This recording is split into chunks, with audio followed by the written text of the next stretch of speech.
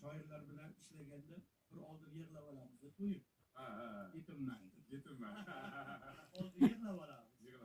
O'sha yig'laganimizdan keyin qo'shiq qilib yozamiz.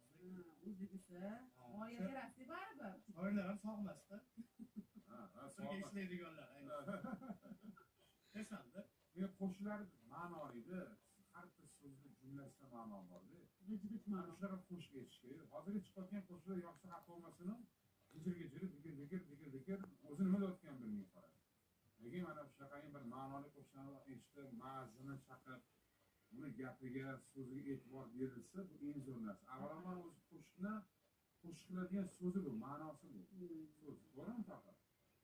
So'zga e'tibor qilish kerak. Shuning uchun aytadiki, elga e'tibor, so'zga e'tibor, elga e'tibor deydilar. Bizda ma'noni bo'lishi kerak.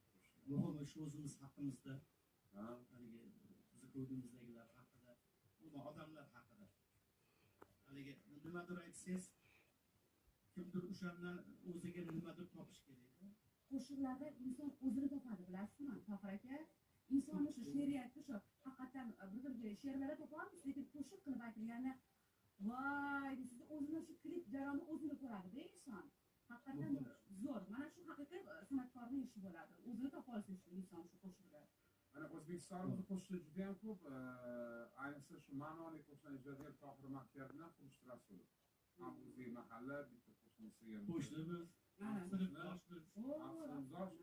Xurshid bilan birgalikda bular ikkalovligi so'zlari juda ma'noli so'zlar. Odam o'tirib, juda katta Tohir ham qo'shiqlar yoqadi, eng yoqadigan o'shalik.